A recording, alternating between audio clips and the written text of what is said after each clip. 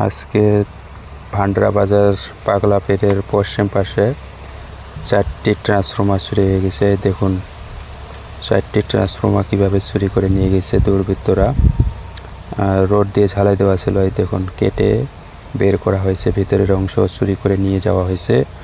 আর যেগুলো কাজে লাগবে না সেগুলো দেখুন কীভাবে বিছান লাগে পড়ে আছে। এই পাতেগুলো দিয়ে কিসের কাজ লাগে, এই দেখুন কতগুলো পাতে খালি পড়ে আছে। দেখুন এই 4টা ট্রান্সফর্মার একসাথে ছিল, আর 4টা ট্রান্সফর্মার পেরে নিয়ে যাওয়া হয়েছে আর কি ভেতরের অংশগুলো। আর যেগুলো কাজে লাগবে না সেগুলো এখানে ফেলে চলে গেছে আর কি দুর্বৃত্তরা। কে বা কারা চুরি করে নিয়ে গেছে রাতের অন্ধকারে।